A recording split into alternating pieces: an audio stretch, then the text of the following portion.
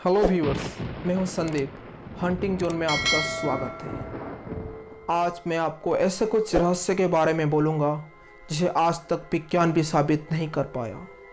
आज के एपिसोड में हम सैलेम विच ट्रायल के बारे में बात करेंगे, जो कि बहुत साल पहले इंग्लैंड की सैलेम में हुआ था, जहां बहुत सारे मासूम लोगों को विच समझकर फांसी पर लटकाया गया।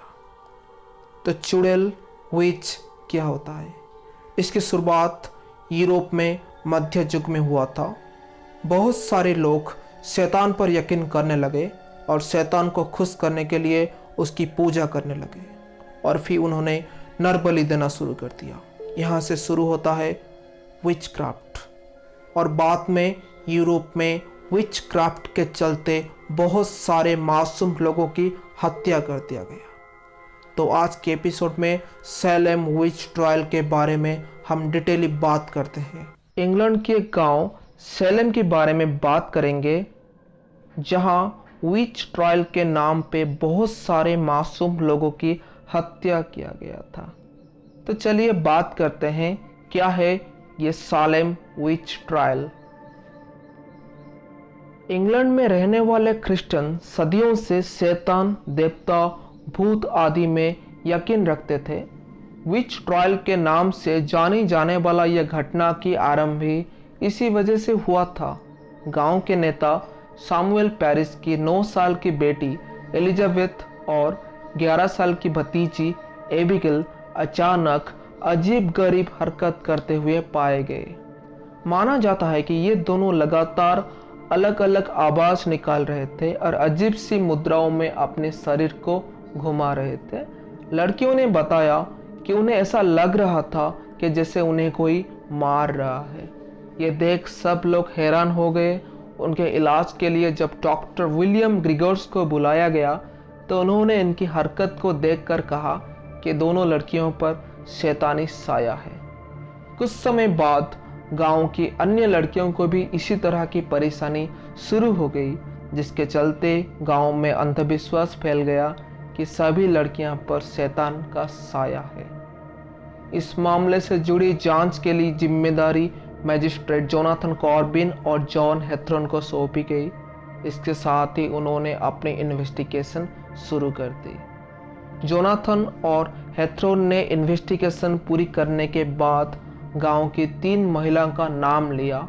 कहते हैं उनके मुताबिक वह 3 महिलाएं शैतान की दूत थी, जिन्हें अन्य महिलाएं एवं लड़कियों को यातनाएं देने का कार्य सौंपा गया था। तीनों महिलाएं निचले दल की थी। उनमें से एक थी टिटुबा, जो कि एक कैरिबियन गुलाम थी, और एक दूसरी औरत थी सारा गुड, जो कि एक भिखारन थी, और सबसे आखिर में जो औरत थी उसका नाम सारा ऑस्बर्न था, जो कि एक बुजुर्ग और गरीब महिला थी।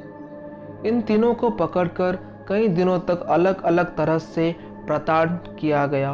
फिर इन पर मुकदमा चलाने के लिए 1 मार्च को एक खास अदालत बनाई गई, जहां इन पर चुड़ैल होने का इल्जाम लगाया गया।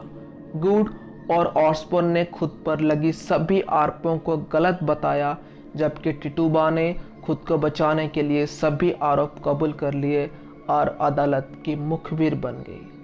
टिटुबा ने कबूल किया कि उन्हें शैतान द्वारा चयनित किया गया ताकि वो सभी महिलाओं को चुड़ैल बना दे।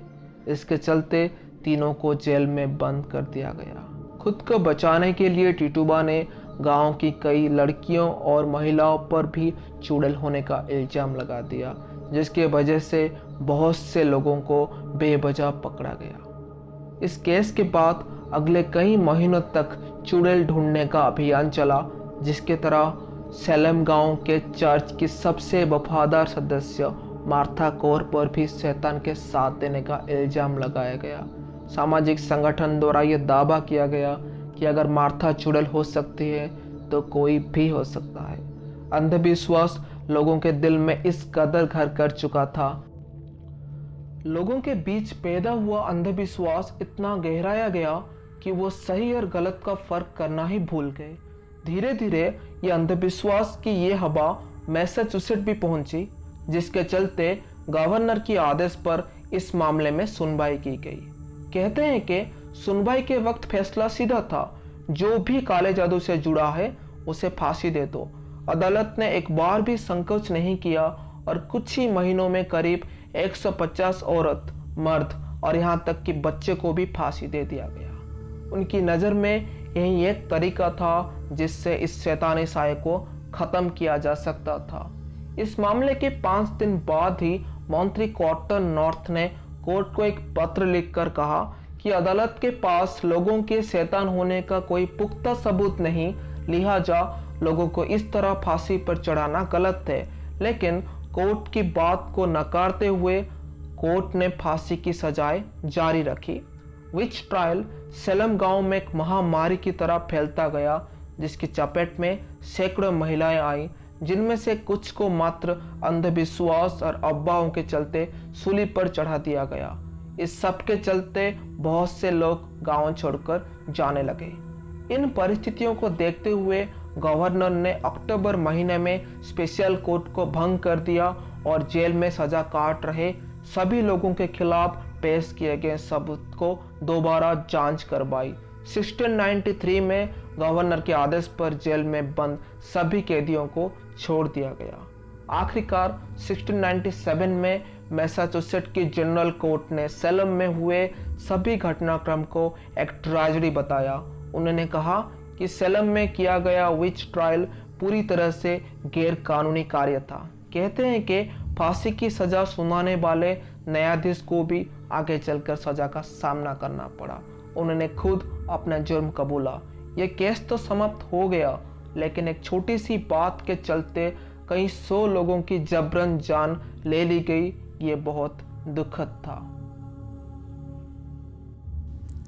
ये था सालेम विच ट्रायल की सच्ची कहानी। वीडियो अच्छा लगे तो लाइक, शेयर और कमेंट करें। हंटिंग जोन पे नए हैं तो काइंडली सब्सक्राइब करें। This is Sandeep bidding you good bye.